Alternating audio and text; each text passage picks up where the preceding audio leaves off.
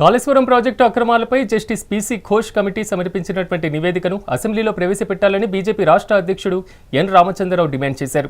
Cabinet సమావేశంలో commission నివేదికను link చేసి చర్చించాలని అన్నారు. అసెంబ్లీలో ప్రవేశపెట్టి ఆమోదం పొందేలా చర్యలు తీసుకోవాలని ప్రభుత్వాన్ని కోరారు.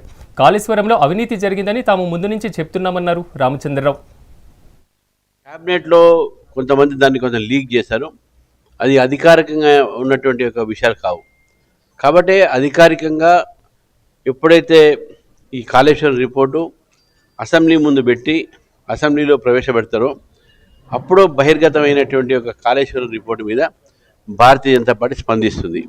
అప్పటి వరకు కూడా కాంగ్రెస్ పార్టీ ఇచ్చిన లీక్ల మీద మేము స్పందించాల్సిన అవసరం లేదు. నేను స్పందించేటటువంటి ఒక అంశాలు ఏమున్నాయని చెప్పి చూస్తాం. కానీ కాళేశ్వరంలో ఏటీఎంగా భావిస్తున్నటువంటి బీఆర్ఎస్ ప్రభుత్వం దాంట్లో అవినీతి జరిగిందని చెప్పి భారతీయ జనతా పార్టీ నమ్ముతుంది.